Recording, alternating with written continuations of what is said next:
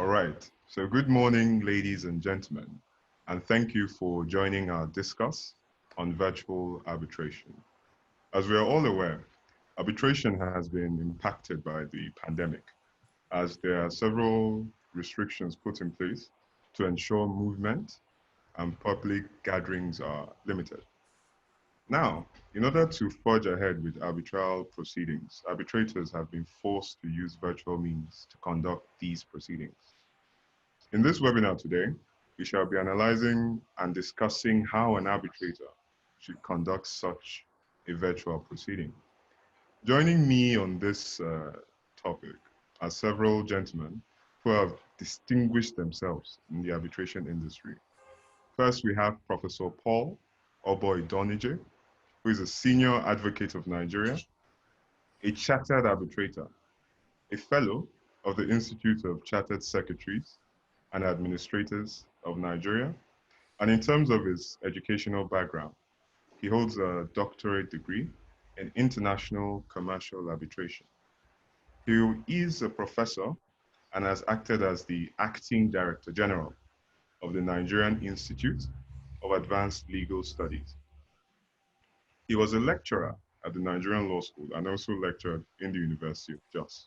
And he has served as a general counsel to the Bureau of Public Enterprises. We have Mr. Isaiah Bozimo, a partner at Bozimo and Company. He is the chairman of the advisory of the Lagos Court of Arbitration Young Arbitrators Forum. And he was formerly the ICC Young Arbitrators Forum representative for Africa, the Middle East, and Turkey. And we have Mr. Abayomi Okubote, a senior associate at Olaniun Ajayi LP. He is the president of the Association of Young Arbitrators and the executive director of the Africa Arbitration Academy. Gentlemen, you are welcome. Thank you. Thank you very much. Thank you. Now, during the course of this interaction, you might have some questions. You would see below the screen, there's a question and answer box there. So feel free to type whatever question you have in there. And let's jump straight into it. So Professor Idornigie, SAN, you have been an advocate for virtual arbitration and online dispute resolution before the outbreak of the current pandemic. What are these concepts? And how should an arbitrator prepare to conduct these proceedings? Thank you very much. Let me start by thanking the host for having me in this program. For me, it's exciting that those of us often referred to as BBC. BBC meaning born before computers. Those of us who are BBC are being asked to be on the same panel with those who were born after computers. And what we are discussing today is of interest to me as an arbitrator. And I'm bearing in mind that what we are doing is a guide. Ordinarily, I will need an hour to give a lecture of this nature. But because it's a guide and the forum we are using, time is limited. So we are all constrained. But we'll try to be very brief.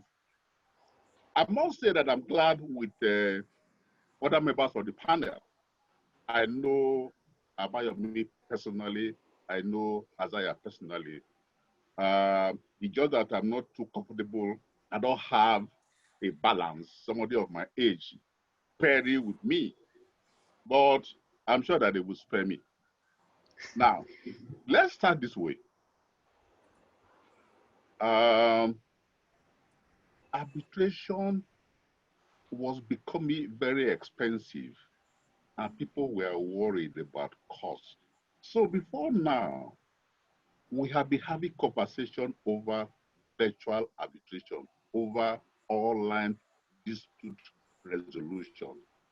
It's just that the issues are compounded by the COVID-19 pandemic. Now, why am I an advocate of these two processes? Let me start with ODR.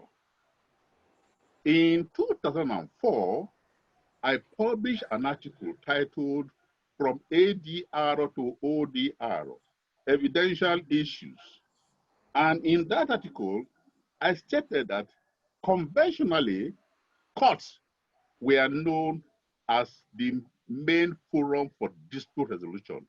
But over the years, it became clear that disputes can be settled in places other than courts. So we had ADR. What ADR has done is to take disputes away from the court to anywhere. In fact, I have a friend who said to me that I can even have a hearing under a mango tree because disputes can be settled anywhere. Now, we are moving to virtual hearing. The same friend said to me yesterday, I am now moving from a mango tree to my bedroom. So you find that there are changes taking place in the way we resolve disputes. So what ODR is doing is taking disputes away from anywhere to outer space. So essentially, ODR is the use of technology in resolving disputes. It is the online version of ADR as a concept. And it can be used for very many simple disputes. For instance, you have a small claim. Why do you need a third party? Why do you need to engage an arbitrator? Why do you need to engage a lawyer? So it can be used for negotiation. It can be used for mediation. It can be used for all kinds of small settlements. But the beauty is that they are all done online. And the use of technology is the meeting point between ODR and virtual arbitration. Now, let me talk about virtual arbitration. It reminds me of the debate going on now in litigation, particularly Section 36 of the Constitution. But luckily for us, we don't have such a challenge in arbitration. The kind of challenge we are having as to whether a law office, a judge's chambers is a public place or is a court. We don't have such a challenge. Now, like I said, this is a guide.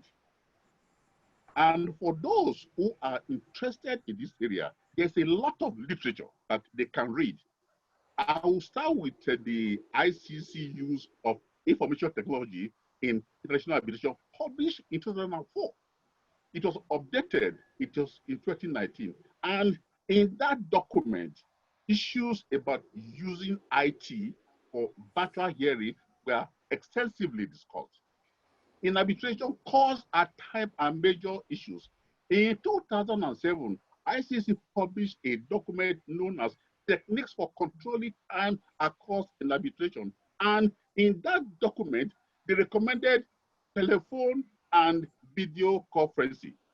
Now, the London Court of Arbitration, the ICC, they've also reviewed their rules to provide for telephone conference or video conference or a combination of both. You'll be amazed to know that in the new bill, our own arbitration and mediation bill, we have a subsection on video conferencing and telephone conferencing if you are going to be involved in emergency arbitration. Now, I like this whole protocol on video conferencing. Why do I like it? Because of how it has addressed the issue of venue. I'll come to that very shortly.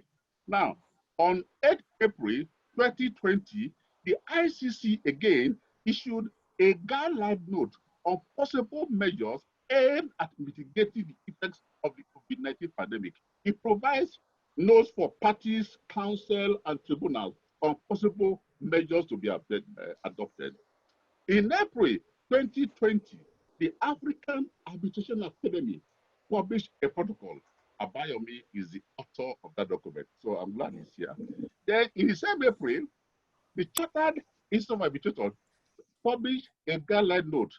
Isaiah, who is here, was part of those who reviewed it. That's why I said I am in good copy. Now, if I quickly bring these issues home, when it comes to virtual hearing in Nigeria, we have the arbitration. For me, sections 15 and 16 of that are very relevant. The same thing as articles 16 and 25 of the rules. Now, section 15 deals with conduct of arbitral proceedings. It provides that proceedings should be conducted in accordance with the arbitration rules. The rules give powers to the arbitrator to determine the most appropriate way of resolving dispute. And unlike section 15 sub 3, it says, in exercising these powers, it is the arbitrator that determines relevance, materiality, and weight of evidence. So the Evidence Act, as you all know, does not apply to arbitral proceedings. Look at section 256, sub 1A of the Evidence Act 2011. So it is the arbitrator that determines admissibility, determines relevance. Now, when you come to section 16 of the Act that deals with place, we seem to have a challenge, or we may not be a challenge, because that section deals with place of arbitration. Now, what is place of arbitration? Is that a physical place or a virtual place? So I think in this course of our conversation, we addressed how section 16 of the Act should be interpreted. Now, the sole protocol defines venue to include video conferencing location, including hearing venue and remote venues. Are we going to define our place to include remote venues? Now, the article 25.4 of the rules provide that arbitral proceedings should be held in camera. Like I said, there is one major difference between arbitration and litigation. Litigation that should be in public, but arbitration, because of the privacy and the confidentiality, that arbitral proceedings should be held in camera unless otherwise agreed by the parties. A friend said to me that the camera referred to is the webcam in my laptop. I don't know how far that is correct, how that can be the webcam. Now, it's the tribunal that determines how witnesses are to be examined, and evidence may be presented in written form signed by the parties. In other words, before now, we have conducted arbitration on documents only. I've actually had a hearing where the primary meeting that I had with the parties was by audio conferencing. Then, at the primary meeting, we agreed that it was a documents-only arbitration, which meant that there was no oral hearing at all. So we have been doing this thing before COVID-19. But I want to underscore the powers of the arbitrator to adopt the most appropriate means of conducting the hearing to ensure fair hearing and also give to the parties equal opportunities to present their case. Now, if you look at the various arbitral institutions, you find that they've all taken all this into account. So really, what we are discussing now is just that the problem, like I said, is compounded by COVID-19. Otherwise, we've always had provisions for virtual hearing. Now, with stay-at-home orders, travel restrictions, health and safety challenges, virtual hearing has become imperative, and I don't think we have a choice. Now, let me quickly go through preparation for a visual hearing, which Abayomi will develop further, there must be an agreement. There must be an agreement to have virtual hearings. Abayomi will develop further. Then I worry about the technology, the platform, the equipment, the software to be used. There must be agreement. The roles of the parties must be clearly stated. The agreement must provide expressly how to examine witnesses, how to present evidence, how to present documents. The issue of cyber security, privacy and confidentiality, logistics, interpretation. Now, virtual hearing works, but it requires a lot of preparation and cooperation. Lastly, I'll talk about the ODR. Now, C.Arb has published technical notes on ODR, and the note covers areas like what it is used for. How do you commence the proceedings? You find that it's the way you commence normal arbitral proceedings that you commence ODR proceedings. How do you appoint the neutral? What are his powers? What are his functions? These are things that you find in the notes published by C.Arb. Like I said, this is just a guide. I think that as we go on, we will develop all these courses further. Thank you very much. All right, thank you so much for that. I hope I'm under 5 minutes. Yes, sir. Thank you so much for that, Professor Idornigie. I think it's quite interesting to know that the place and venue in the arbitral proceedings is important. However, there are so many arguments as to whether this is going to be pivotal to determine whether the virtual proceedings can go on. Now, moving quickly to Mr. Bozimo, you sat on the review committee for the guidance note issued by the Chartered Institute of Arbitrators. What were the underlying objectives of this guidance note, and what are the most important provisions arbitrators should be aware of? Lamar, thank you very much for, first of all, inviting me to participate. It's a pleasure, as always, to share a platform with Professor Idornigie and my brother, Abayomi. Prof was saying, given the distinction between BBC and BAC, I think it was. But to our defense, what Prof was saying 5 minutes might require maybe 2 hours for us to articulate. So I think Prof is still very much protected and still very much in charge in his usual way. But now onto the topic in matter. In your introductory remarks, you made reference to the disruptive nature of COVID-19.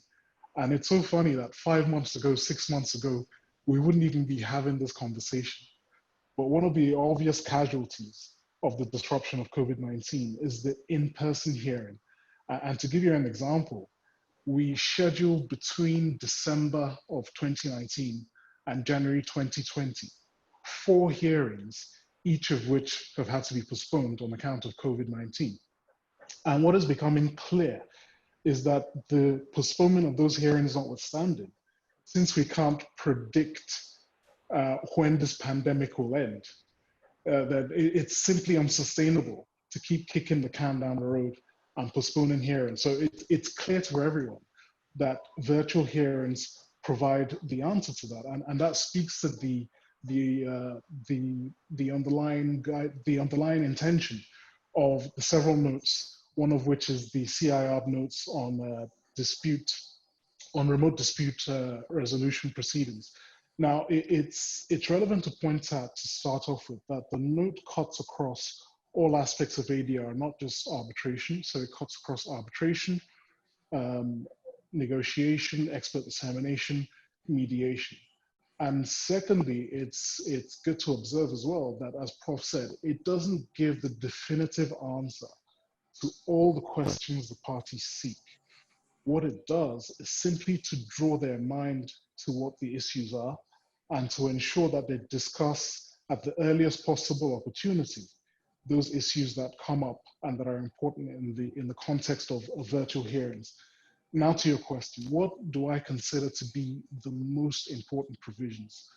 I think they cut across 2 areas. The first is technological and logistical matters. and the second touches on legitimacy of the proceedings and enforceability of the award.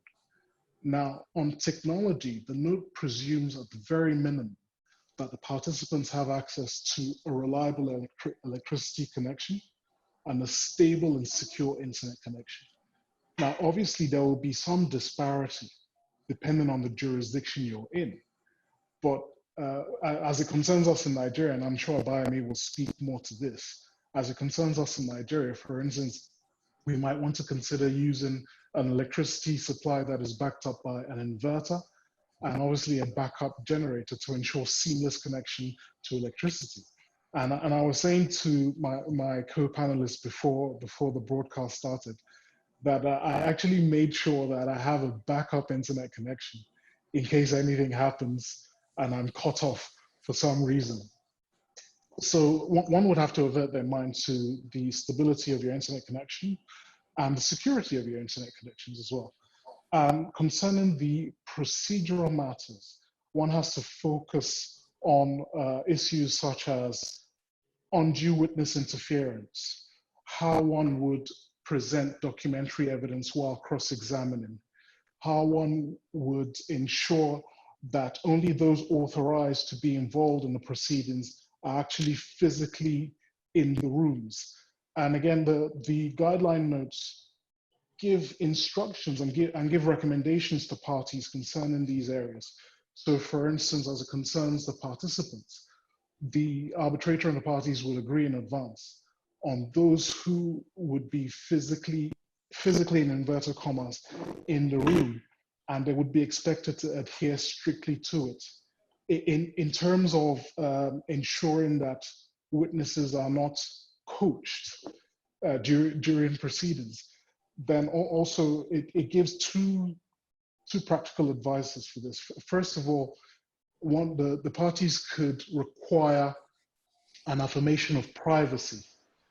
So in other words, a witness who is giving evidence would have to affirm that there is nobody else in the room with him, and he's only speaking to the questions that are being asked of him from his personal knowledge and not from the advice of a third party. Abayomi's protocol, or the Africa Arbitration Academy's protocol, which I commend highly, gives specific language to this. But the C.Arb note simply recommends that the parties bear this in mind. Also, it recommends that the physical location of the camera be such that the room is visible to all. And again, that mitigates the risk of unauthorized third parties being present in the room with a witness. And also simple things like put it on a headset.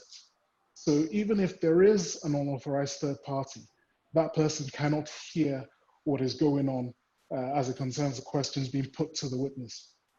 Now, as it concerns legitimacy of the proceedings and enforceability of the award, again, these are very important considerations because you can conduct fantastic proceedings only for it to be nullified at the enforcement stage. So the challenges I envisage are perhaps a challenge under Article 5.1b of the New York Convention, in the sense that one party might argue that he or she did not have access to adequate internet connections, and that affected their ability to present the case. Or even if they did have access to an internet connection, their access was such that it was inferior to that of their counterparty. So there could be some sort of argument that they didn't have an equal opportunity as the other side to present their case. Now, what the note recommends under paragraph 7 is that the parties demonstrate their affirmative agreement to the use of a particular type of remote proceedings. So in other words, you are getting their agreement in writing that they will not use the fact that proceedings were conducted virtually as a ground to challenge the award. And again, I commend the Africa Arbitration Academy's protocol, which gives specific language for the way this agreement might be worded. And I'm sure Abayomi will speak more to that. But what one must also bear in mind what the laws are in the seat of the seat of the proceedings and the enforcing jurisdiction as well. So if you are in a jurisdiction like Nigeria, where, and Prof touched on this, where under Section 16, the tribunal has discretion to determine in consultation with the parties the most appropriate place for the hearings, then one would argue that the place in that sense could be extended to mean a virtual place. But if, for instance, the language in the law does not permit virtual hearings, either in the place of the seat or in potential places of enforcement, then obviously the parties would have to take that into consideration as well. So let me pause at this stage because I'm mindful of time, but the important considerations that the note bears are how you actually conduct the proceedings, so things you should bear your mind to at the earliest possible opportunities, and how to safeguard the integrity of the proceedings in terms of the parties' agreement and in terms of enforceability. All right, thank you for that, Isaiah. And in a similar line, the Africa Arbitration Academy released this protocol with specific focus on Africa. And luckily for us, Mr. Okubote chaired that committee. So Mr. Okubote, what is unique about this protocol and how does it pertain to Africa specifically? So let me say good morning, everyone. I'm delighted to be speaking, sharing the platform with Prof and Isaiah, my very good brother. And the question that you have asked me is similar to the question I was asked on a webinar on the protocol about 2 days ago. And you know, the simple answer that I gave to that question was that the protocol issued by the Africa Arbitration Academy, I would say, was a child of necessity. And I'm sure all of us will agree that it couldn't have come at a better time, given that COVID-19 is writing a new world order, which requires that we all invent, to catch up with the pandemic-induced change. So we at the Academy realized that the health and safety concerns, as well as the different travel restrictions imposed by many African countries, have significantly affected arbitral hearings and made it quite impossible, at least for the time being, for people to convene physically or to have hearings in a single location. So for example, I have about 5 arbitrations now that are either stalled or suspended due to the COVID-19 pandemic. So whilst we understood at the time of drafting the academic's protocol that there were in existence some very useful protocol and guidance notes, including the one that my brother Isaiah reviewed, the C.Arb guidance notes, and these guidance notes have been used or protocols have been issued to facilitate the use of e-technologies in arbitration. They are quite useful, but we realize that none of them is context specific or custom made for Africa. So having the peculiar issues that may arise from virtual proceedings within the continent in mind, we set out to produce a protocol that is uniquely designed around Africa and the one that users of arbitration in Africa can relate and identify with. Now, moving from the policy objectives of the protocol, and of course, it's also unique because it's available in all major official languages of the African Union. The protocol in the main sets out practical provisions, standards, principles that can be adopted by parties when conducting arbitral hearings or virtual hearings. And these provisions, to my mind, are also quite useful to arbitral institutions and governments in different African countries when drafting the arbitration rules and laws. Now, significantly, the protocol considers the specific issue of access to reliable technology within the continent. Noting the concern, the protocol points parties who do not have access to reliable technology, reliable software, equipment that can be used for virtual hearings to approach arbitral institutions or other centers in Africa that can offer their venues for conducting virtual hearings. Now, when we're drafting clause 2.16 of the protocol that relates to the issue of access to reliable technology, we have two main objectives in mind.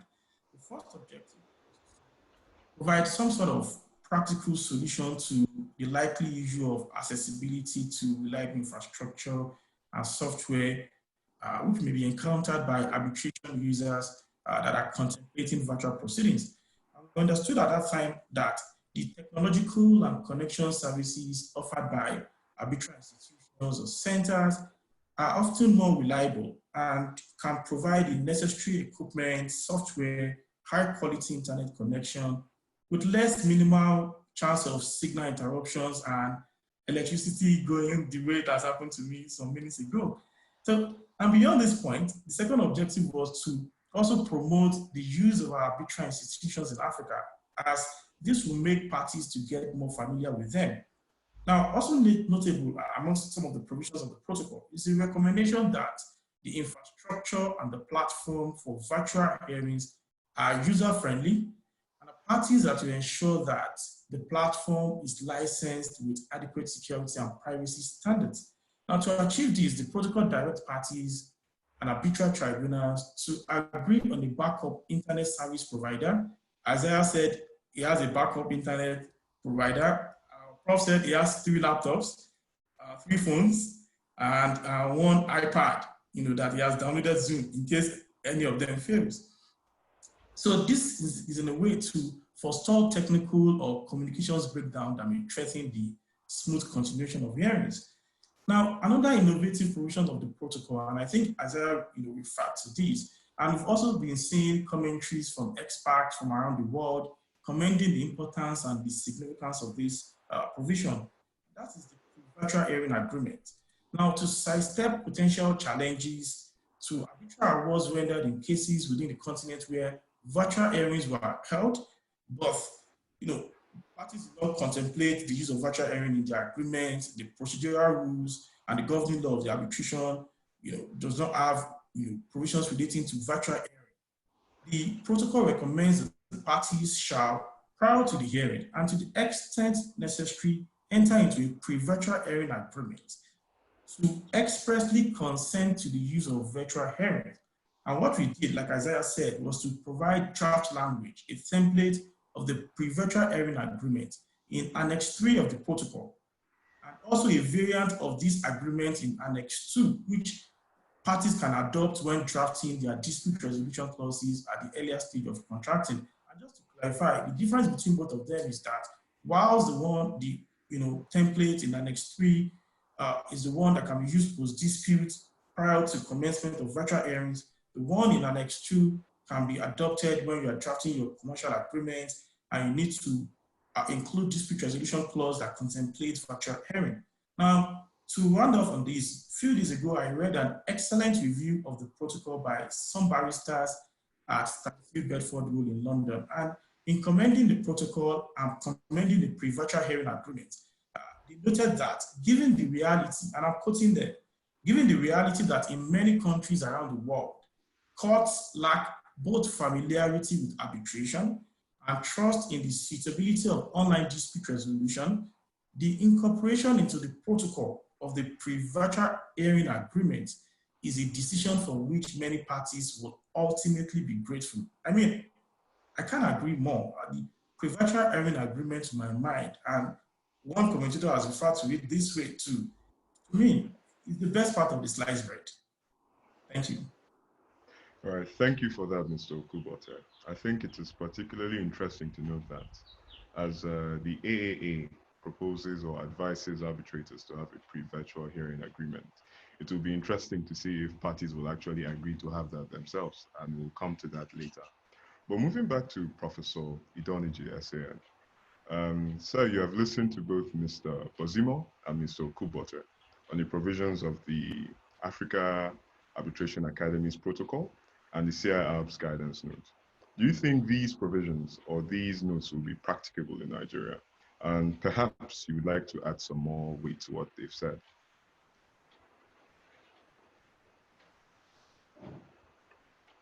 Yes, thank you very much.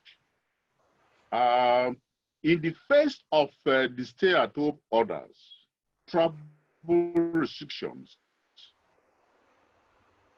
health and safety reasons, what are our options at the moment? What are our options? Now, do we allow businesses to go on when there are disputes to be resolved and we stay back and say, sorry, until there's a vaccine for COVID-19, we cannot sit? For me, we don't. In terms of whether they are practical, I think so. You see, the beauty of arbitration is that it is party-driven. It is party-driven.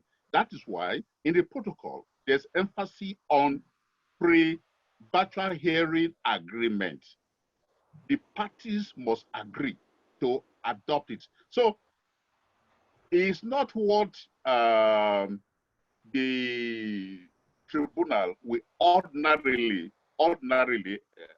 mentioning that because I know that that issue will arise very shortly. We impose on the parties.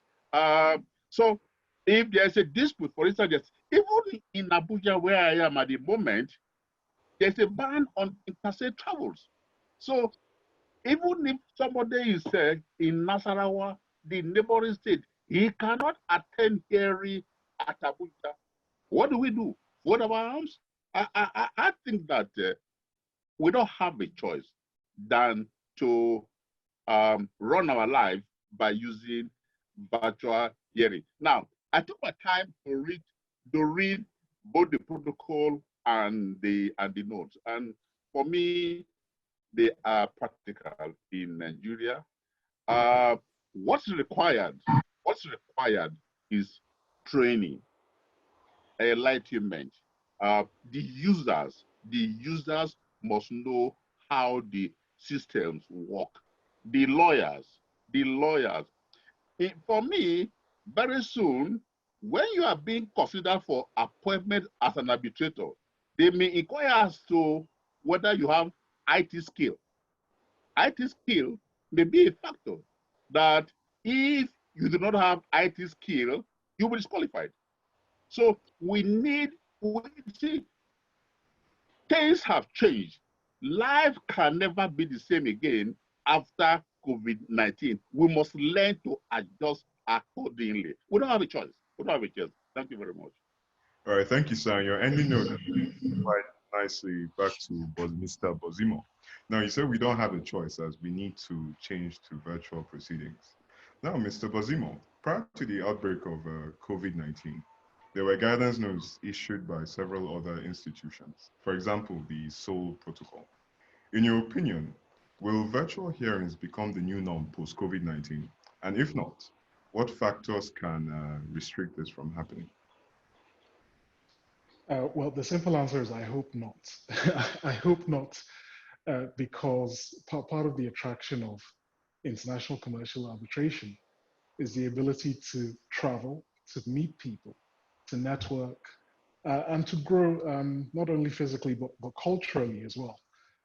What I do think will happen is that it will change the way we meet forever, pretty much, because I think going forward, a meeting will encompass both, a physical meeting will encompass both an in-person meeting and a virtual meeting.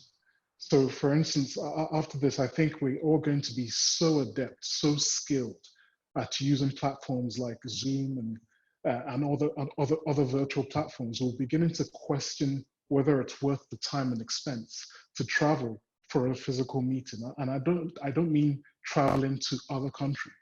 Even within Nigeria, for instance, I know some of my colleagues in Lagos who say, listen, it's not worth me spending 2 hours in traffic. I can just connect by Zoom. And I don't know why we haven't been doing this for a very long time. I also think it will affect the structure of law firms in the sense that some law firms may downsize, again, because they're now used to this split between sharing their time at the physical office at their desk and at their home office. So you might see things like hot desking, where you have several employees that share one physical space in the office, but at different times, because they'll be able to manage their times in the office and manage their times away from the office and still be connected to the work they do and collaborate in that regard. And as Prof said, also it will affect the way we appoint arbitrators. And when Prof said, if you're not IT compliant, it now affects the probability of your being appointed as an arbitrator. And the only thing I will add is that it's not, because when one thinks of whether you're IT compliant, one's mind might go immediately to age, but that's not so. Because I'll give Prof as an example. Prof has said he has his iPad, his tablets, his phones, his laptop. Prof is very internet savvy. Whereas you might have a younger practitioner who is not as internet savvy, and that might forestall your chances of being appointed as an arbitrator. And finally, I think arbitral proceedings and perhaps even court proceedings as an extension will embrace this flexibility that we have now, this flexible way, this more efficient way of organizing hearings virtually by video or by audio in appropriate circumstances. So I hope it doesn't become the norm, but I think there are good lessons to be learned from it, and there are positive lessons that we can all embrace from it. All right, thank you so much for that, Mr. Bozimo. I hope virtual proceedings become the order of the day. However, I still want to travel and go for other proceedings in other jurisdictions. Coming back to you, Mr. Okubote, as we're having our discussions on pre-virtual hearing agreements, the AAA in its protocol advises arbitrators to have the parties sign this agreement. But what happens in the instance where one party declines signing this, perhaps to delay proceedings? What should an arbitrator do? Thank you, Lamar. This is a very critical question, very serious. I'll be happy to hear Prof's view and Isaiah's view. But then this question came up when during the drafting of the protocol, and I took it up with two members of the technical review committee, Professor Mohammed Abdulwahab and Samari. I mean, I'm involved in some arbitrations today where parties have refused virtual hearings on the ground of lack of adequate infrastructure. But the truth is, some of these parties, may just use this excuse to, somewhat delay proceedings. Now, as a fallout of the debate that I had with the eminent arbitrators, Professor Abdulwahab has now come up with what he calls a 6-point pathway that may be followed by arbitral tribunals when dealing with this issue. The issue being where parties do not agree, or any of the parties does not agree to virtual hearing, can the tribunal compel virtual hearing? Now, the 6-point pathway, was published by GAR. I'm happy to share with everyone after the webinar, and it focuses, on the applicable procedural rules and the governing law of the arbitration. It considers different scenarios. The first scenario is where the law or the rules, applicable rules, expressly refer to the need for an in-person hearing. The second scenario is where the law, applicable law, or the governing, the rules, procedural rules, refer to the possibility of virtual hearings or the use of technology. The third scenario captured by Professor Abdulwahab is where both the rules and the laws are silent on the issue of virtual hearing and there's no reference that can be drawn. The last and the fourth is where the laws or the rules are inconsistent. Now let's bracket Professor Abdulwahab's pathway for a moment. I'll come to Abayomi's solution to this question, which I think lies in the interactions between due process paranoia, efficiency of arbitration, and what I call the concept of arbitral justice. And I'll try to unpack this. Now, one of the many interesting findings of the 2015 Cremery University International Arbitration Survey, I'm sure most of us are familiar with it, is the apparent growing concern of some users of arbitration with due process paranoia. And the survey defines it as a perceived reluctance by arbitral tribunals to act decisively in certain situations for fear of the award being challenged on the basis of a party not having had a chance to present its case fully. Now, I mean, in practice, there are various reasons why arbitrators may err on the side of excessive caution when making case management decisions.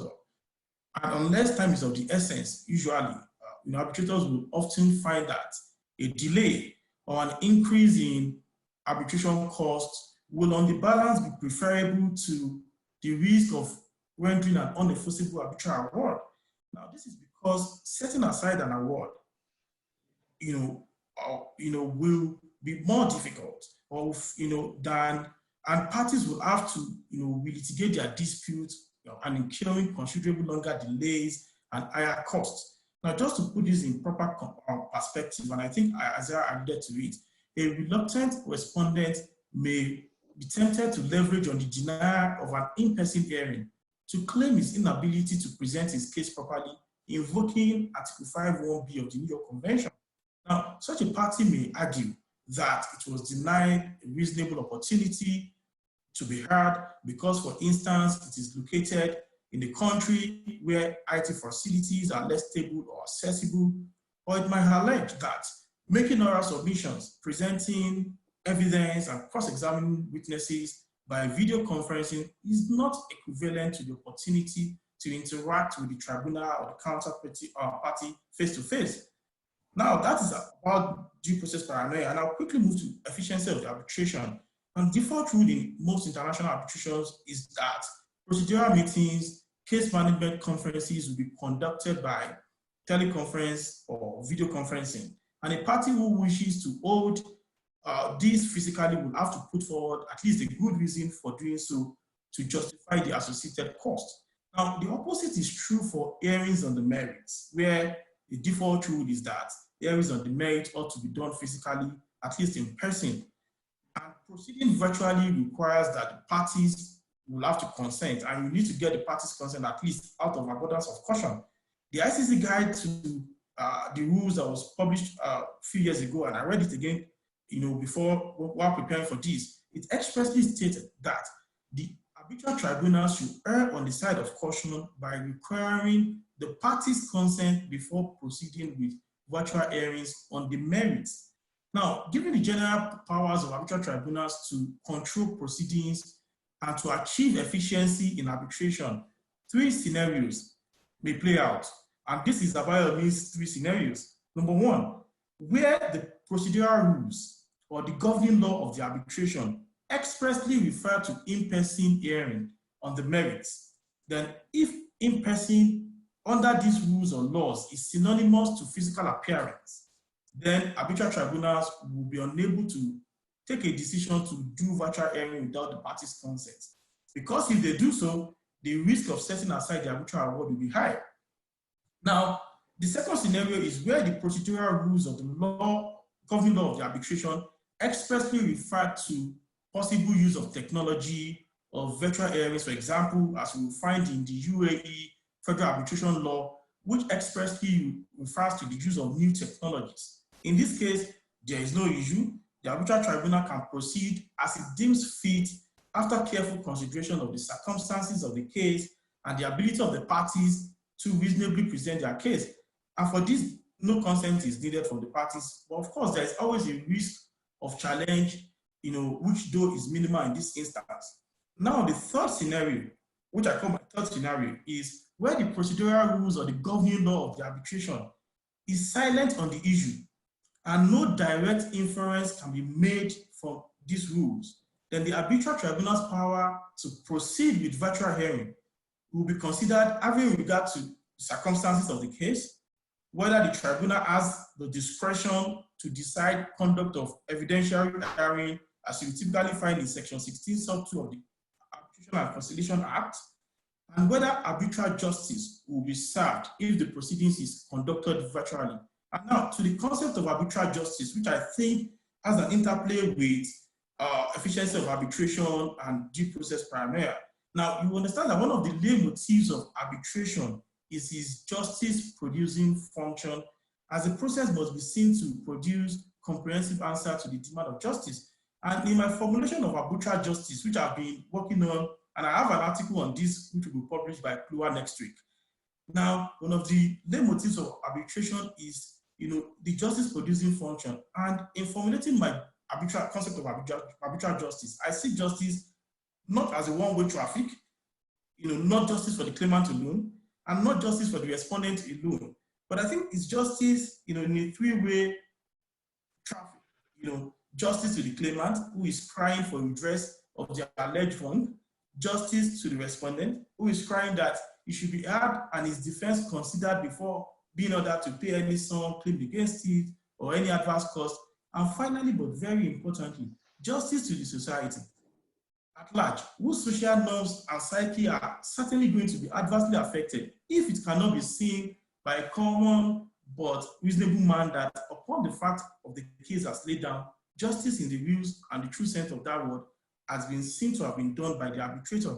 So, to my mind, whether a tribunal should continue with virtual hearings where parties have not consented should be treated on a case-by-case basis, considering realistic assessment of the enforcement risk to the award, balancing this with the efficiency of the process against dilatory tactics, and achieving justice, which I think is the hallmark of the process. And if I'm sitting as an arbitrator, I've developed what I call Arbitral Justice Toolkit for Virtual Hearing Determination, which Flora will soon publish. Now, I will consider 5 main points, and if all of these 5 points are answered affirmatively, then I'll proceed with the virtual hearing, even where parties do not consent. And these are the 5, and I'll give the 5 very quickly. The first thing is, are the parties represented by sophisticated or experienced counsel? Where I'm able to tick the box, then that is fine. Have the parties been given sufficient opportunity to make submissions on the issue of virtual hearing? That's the second toolkit. The third thing is, will any of the parties be deprived from presenting his case or suffer any prejudice if virtual hearing is ordered? That's the third one. The fourth, is the case suitable for virtual hearing due to cost, location of parties, subject matter of the dispute? That's the first one. And the fifth one is there any prohibition in the governing law of the arbitration or the law of the seat or the parties' agreement against the use of virtual hearings or the use of technology? Where I'm able to answer these 5 in the affirmative, then I, as an arbitral tribunal, will proceed with virtual hearing. Thank you. All right, thank you so much for that, Mr. Okubote. So let's quickly take some questions, as we have a lot of interesting issues raised by our attendees. Now, over to you, Prof. The question was just asked that you were on the drafting committee for the Arbitration and Conciliation Bill, and is the use of virtual means permitted in the new bill? And if not, is it currently supported in the Act? Yes, thank you very much. In the course of my short presentation, I mentioned that in respect of emergency arbitrator, Section 18 sub 3 of the new bill provides for virtual hearing in respect of emergency arbitrator. Don't forget that this issue of virtual hearing became more pronounced since April this year. Before then, it was not a major issue. But if you look at generally the powers of the arbitrator in the law, the powers of the arbitrator to determine the appropriate means of resolving dispute with certain safeguards, with or without an express provisions in the law. I think that an arbitrator can conduct a hearing virtually, subject to the issues we are discussing now. Luckily for us, Azai and I are on the drafting committee, and about a week ago, a member of the committee called me to ask this question, whether it's too late to have an express provision on this. But the bill is in the House of Representatives, and I think it has gone a bit far. I said to her, since after hearing by the House, it will go to Senate. Whilst in Senate, we can introduce virtual hearing in the bill so that we don't have a debate as to whether the place of arbitration referred to in Section 16 of the present Act means physical place or a virtual place. Then let me add to the issues that Abayomi just discussed.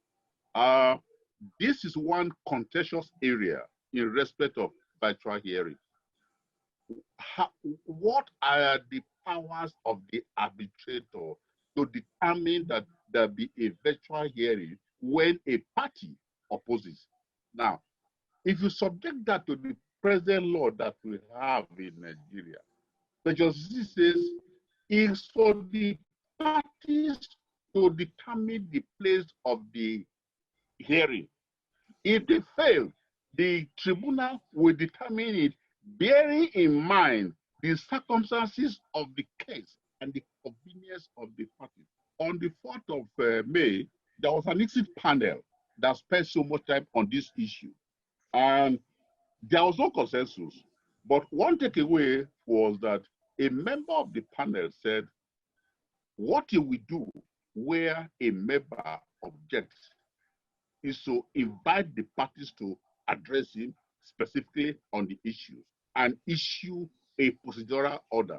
In the order, he will fully explain what are the objections of the parties, address them one by one, and take a position such that if an award is issued, it cannot be a ground under Article 5(1)(d) of the New York Convention to set aside the award. Thank you very much. All right, thank you so much for that. And then coming on to that question, I understand Mr. Bozimo would like to add to that, but there are two questions on this issue which I would ask him to answer together. So Honorable Ephraim Oluwanuga asked that, if one party refuses to agree to the virtual hearing agreement, what options are? I think Abayomi has covered, I think Mr. Okubote has covered that. But a second question that now came in is from Mr. Madu Gadzama, is whether the inclusion of the virtual hearing agreement is superfluous, given that the proceedings is built on party autonomy. Now he moves on to ask a second question, that is it practicable when a party is unwilling to participate? Okay, thank you very much, Lamar, and thank you for everyone for the very insightful questions.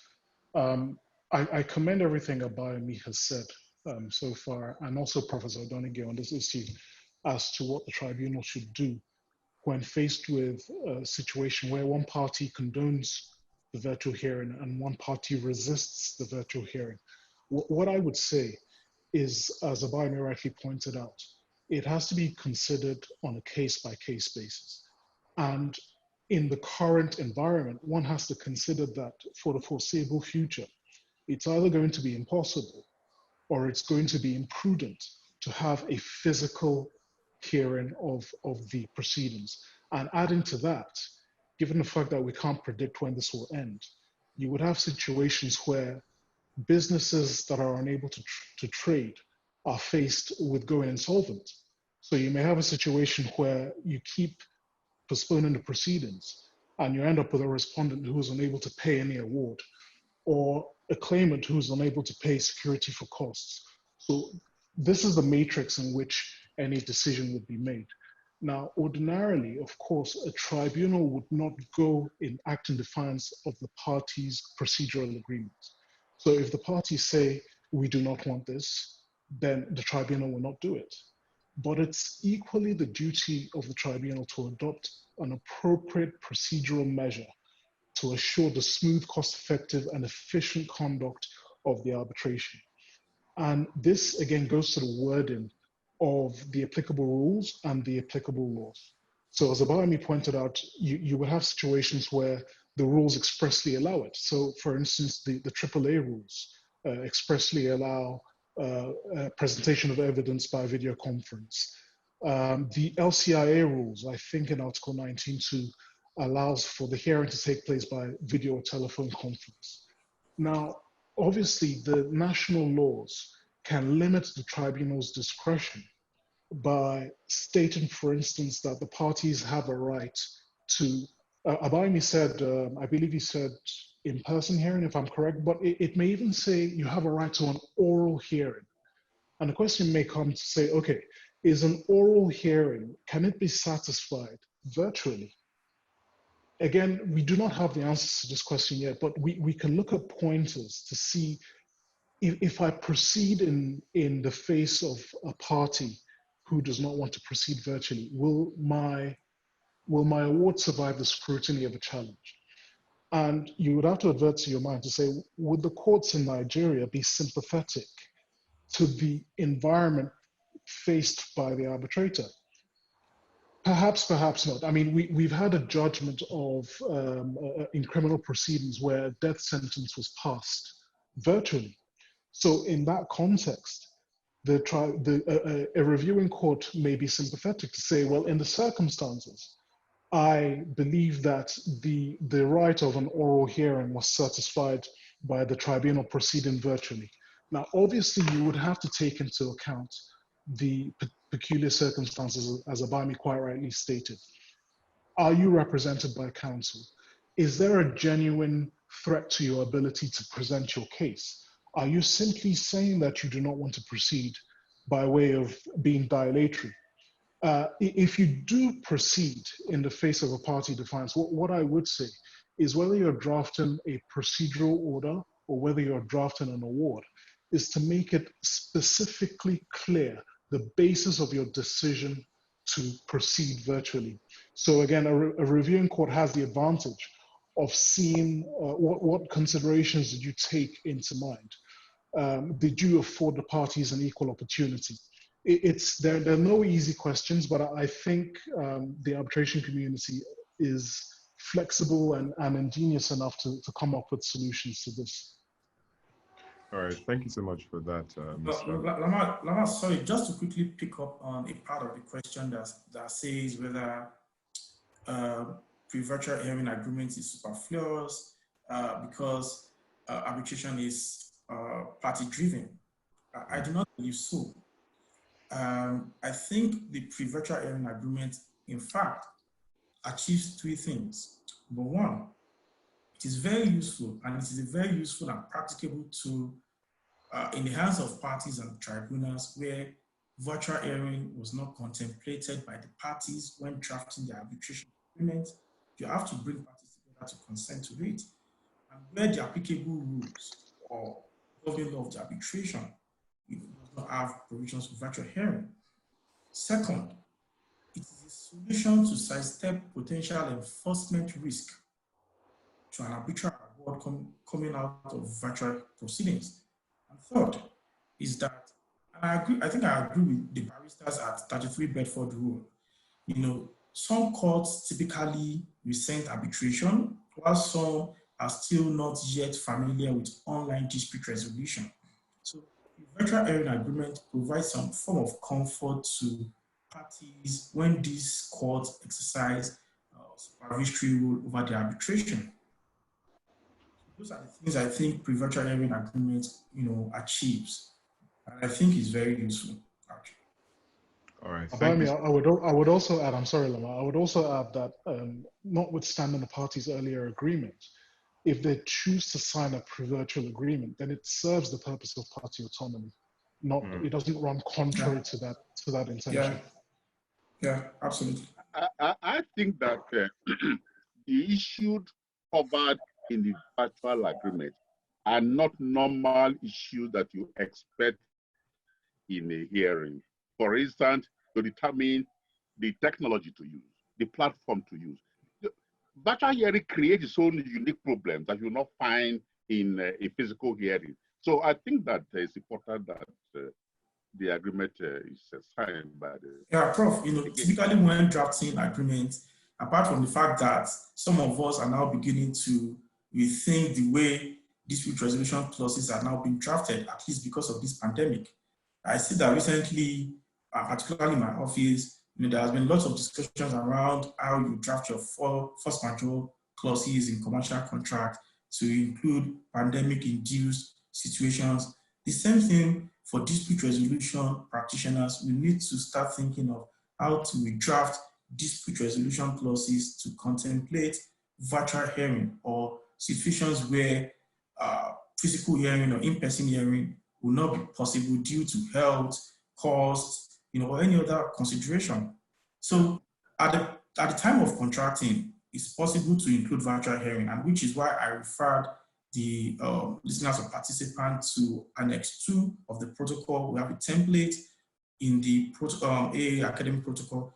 Then in Annex 3, we have the pre-virtual hearing agreement, which parties can adopt post-dispute. That is when the dispute has already arisen, but there is a need to do virtual hearing due to any of those reasons, health, safety, cost, or other consideration. All right, thank you so much for that, Mr. Okubote and SARS. So I think we'll try and take more questions, but as quickly as possible because we have so many interesting questions. There's one from Mr. Alizuberi and another from Oluwatoyin Ololade, which are similar, and I'll take it together. That what is your take on hybrid hearing? Is it practicable, where some will be conducted physically and others virtually? Oh yeah, that has been going on. Yeah, I mean, Prof, if you don't mind, can I have a shot at this? So as Prof said, that's been going on. So for instance, I've been involved in proceedings where the procedural aspect of it is dealt with entirely virtually. And it's only the witness hearing part of it that is dealt in person. You can have a hybrid in the current situation, but you must be mindful of certain things. So for instance, what would happen in a situation where one party is unable to attend the physical venue and the tribunal and another party is able to attend the physical venue? Will that raise the potential of a challenge to say that there is potential for ex parte communication? And to that extent, the tribunal should be thinking of, for instance, saying either obtaining the party's express consent to that sort of a setup, or saying, well, we discourage a situation where one party is left in a physical room with the tribunal. If one party is attending virtually, then perhaps all parties should attend virtually, and the tribunal can, if they can, subject to restrictions in their respective jurisdictions, be in the same physical rooms. The answer is yes, there can be a hybrid of a virtual and an in-person, but it also raises questions that the tribunal and the parties should advert their mind to in terms of fairness of the proceedings. All right, thank you, Mr. Bozimo. And Professor Idornigie, there's one directed to you. That would you be hesitant to use Section 15, subsection 2 of the Arbitration Act to order virtual hearing in face of opposition by one party? This is from Mrs. Fumi Roberts. Well, for me, I will rely on both sections 15 and 16 because 16 deals with place of arbitration. And like we said, does the place mean a physical place or a virtual place? So if you combine the powers that you have as an arbitrator between sections 15 and 16, and your duty to ensure that all the parties are given equal opportunities to present their case and they all have right of fair hearing. It will take us back to what we just discussed. If I want to proceed and assume that I can go on by conducting a fair hearing, and one party is not interested in continuing that way, it takes us back to what we're discussing. So I will generally rely on my powers under Section 16, because Section 16 says it's for the parties to determine the place of arbitration. But if they fail, there are default powers given to me, and I should take into account the circumstances of the case and the convenience of the parties. Thank you. All right, thank you, sirs. And there's one for Mr. Isaiah from Chisom Osu, where a party claims that they did not have a fair hearing due to technical fault or other issue that arose in implementing virtual hearing. Is the agreement to use virtual hearing enough on its own to counter this line of argument, or further evidence is needed? Good question, Chisom. And the answer, as most lawyers would give, is it depends. It depends on, at the time you encounter the technical difficulty, did you raise it as an issue before the tribunal? If you didn't, there is a danger. There's a danger in the fact that you may have waived the opportunity to object to it. Now, what the virtual arbitration agreement does is, in a way, safeguards the proceedings from objections of this nature. So the fact that you've signed it, you've given your indication that you will not challenge merely on the fact that you proceeded virtually. If a genuine technical fault arises during the proceedings and you've made it known to the tribunal, then the tribunal should take it into consideration in determining whether that affects your ability as a party to present your case, or if it creates some sort of imbalance in the way the parties present their case. So much of it depends on the facts. If it's raised and it's genuine, and then the tribunal should take it into account. If it's raised and it's dilatory, then again, in making the decision to continue, the tribunal must make it clear the basis on which they have chosen to proceed, and to spell as clear as possible to an enforcing court or a challenge court that these were my reasons for proceeding in the way I did. So much of it depends, Chisom. I hope that answers your question. If it doesn't, you can always call me after the proceedings. All right, thank you, Mr. Bozimo. And directed to you, Mr. Okubote, Mr. Max Ikombe asked a question.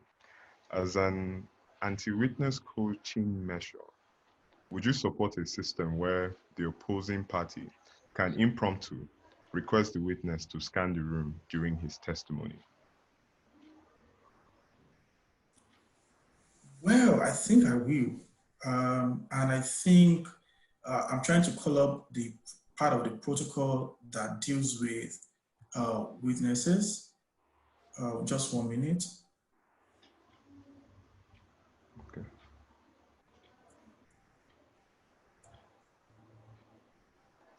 While Abayomi is searching, Max, I would agree to it to an extent.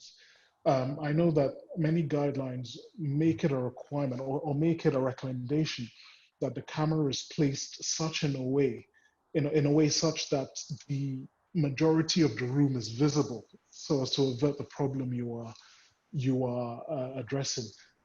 Impromptu, yes, but again, you have to balance it to ensure that you don't do it in the middle of my cross-examination, for instance, and frustrate the flow of the proceedings. So I would say it should be allowed, but they should give some sort of conditions as to when it can be raised, so you don't interrupt the flow and the seamlessness of the proceedings. Just before you come in, Abayomi, sorry. Yes. I referred to the ICSID panel on this issue that was held on the 4th of May. This issue came up, and the ICSID secretariat said they prefer WebEx.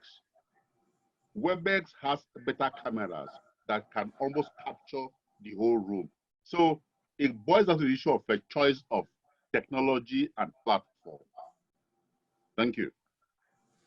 Yeah, just to add to what the useful point that both of you have said, I think clause 3.22 of the protocol envisages such scenario, and it provides that the video conferencing system or the platform at the location of the witness shall allow enough visibility to see the witness and to verify that no unauthorized person is present with him or her.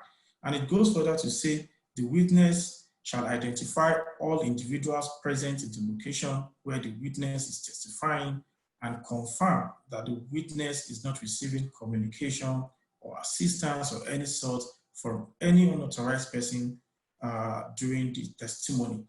The witness shall be visible to counsel, and counsel shall always be visible to the witness during the direct examination, cross-examination, re-examination, if any. I think this sufficiently, capture or deal with the mischief. All right, thank you, Mr. Okubote. So there's a comment from Chief Gadzama that some may argue and even challenge in courts the legitimacy of proceedings and enforcement of awards on the ground that the place of arbitration or the seat ought to be physical in contradistinction to the venue or place of hearing. He also sent another comment that his understanding hitherto is that the confusion has been the ultimate choice between physical place and virtual hosting, which has now been precipitated and triggered by the catastrophic effect of the COVID-19 pandemic. Prof, I think this one is directed to you, sir.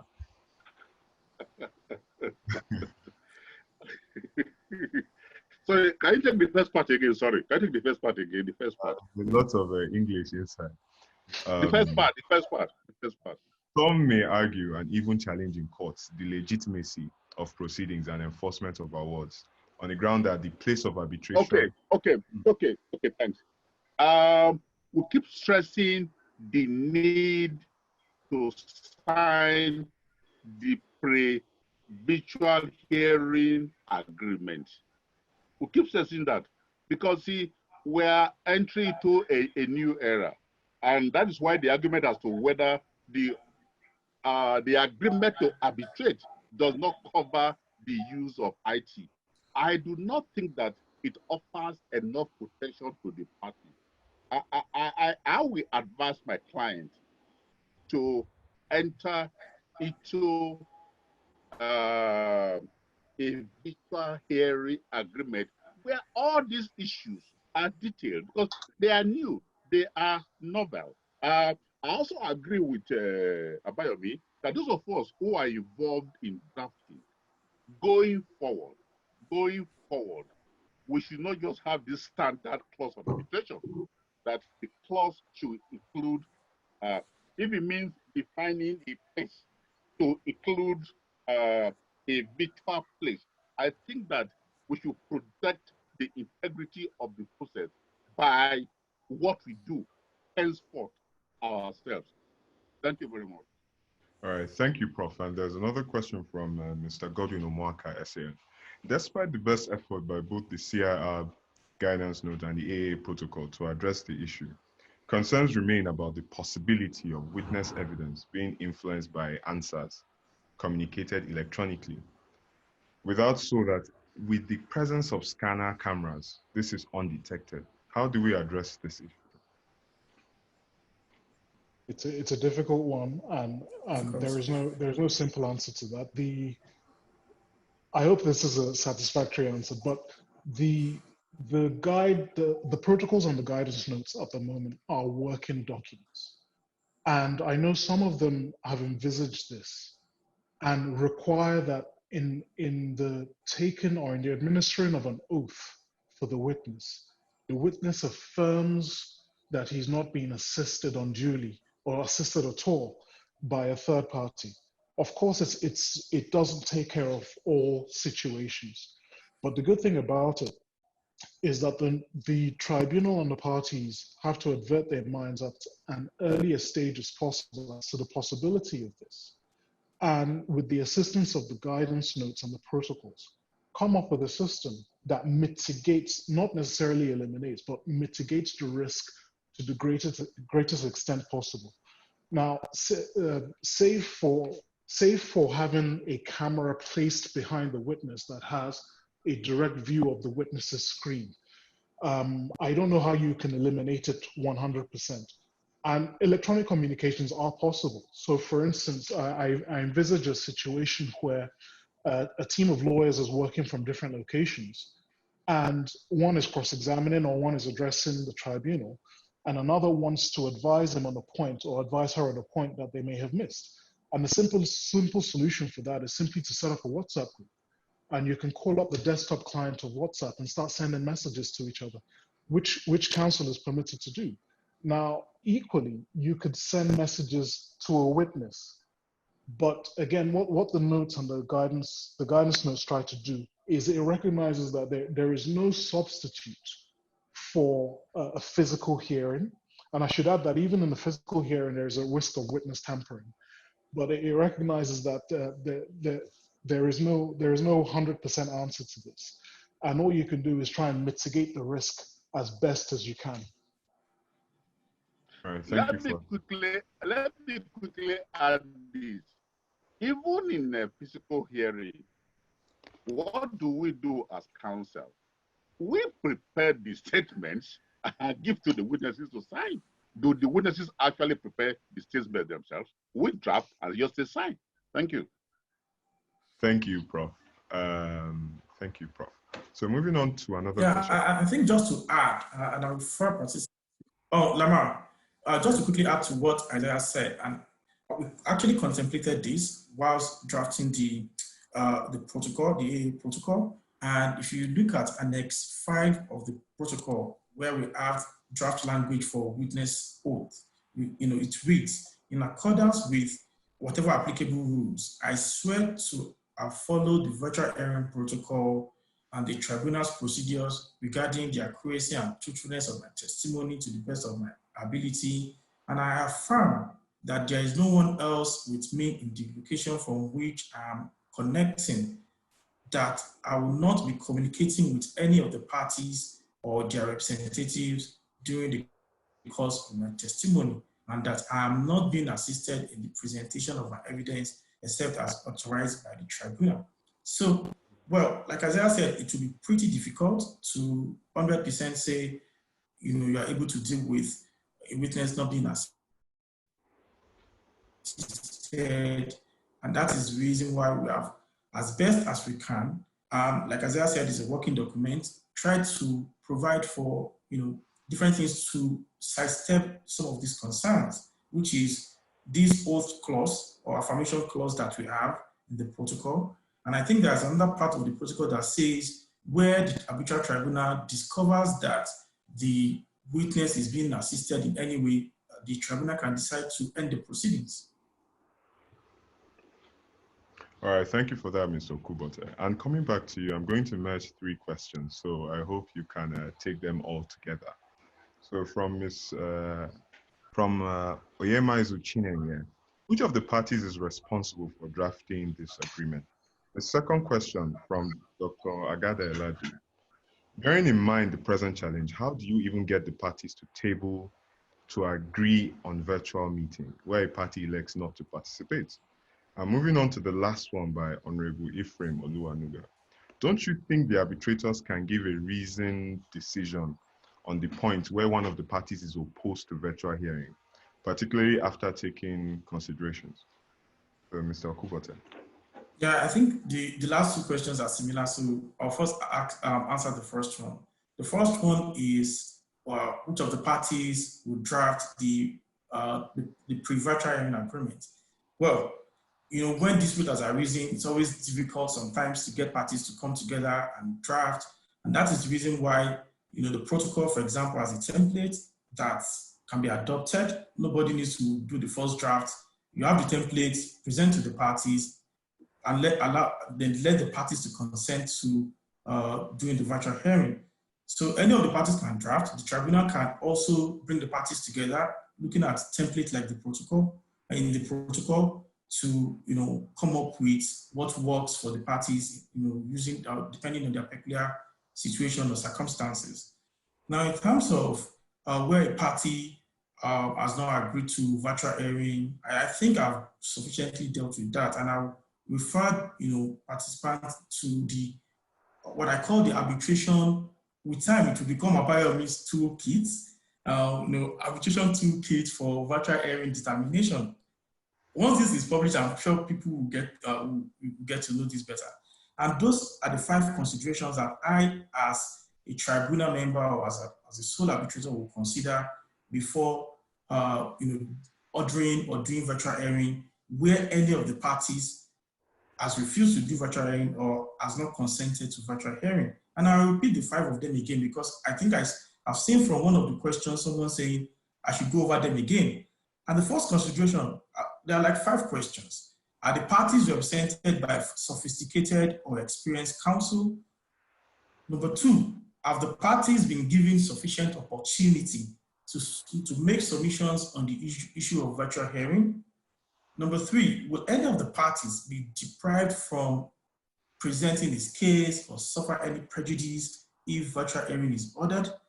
Number 4, is the case suitable for virtual hearing due to cost, location of parties, subject matter of the dispute? And number 5, is there any prohibition in the law of the states or the parties' agreement against virtual hearing or use of technology? If I'm able to answer these 5 questions in the affirmative, whether any of the parties do not agree to virtual hearing, then I can still issue a procedural order and go ahead with virtual hearing.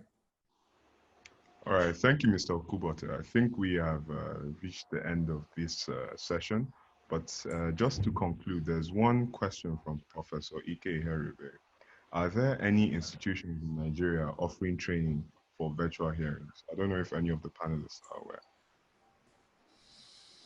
Well, I think that Abayomi and ACIArb are better placed to organize such training program, since they be involved in Abayomi, the protocol, ACIArb, the review of the C.Arb rules. So I think we need to organize more programs in this area because we need a lot of education. You see, one thing I find with us as lawyers, we just assume we know everything as lawyers. But I think that we are veering into a new area that we were least prepared for. Can you imagine what has happened between March and now? Yes. Between March and May, what has happened worldwide? So I think that we need to move with the tide and organize programs to not this 1 hour web program, like I said earlier. Abayomi can talk for 2 hours, ACIArb for 3 hours, maybe 30 minutes. So we need more time to run programs like this. Thank you very much. All right, thank you so much, Prof. And thank you. Yes? Certainly, the Africa Arbitration Academy will be organizing some set of webinars and trainings or virtual hearings where we'll be bringing experienced arbitrators that have been involved in virtual hearings to speak and teach on virtual hearings. And of course, in due course, we'll let everyone know when this will be coming up.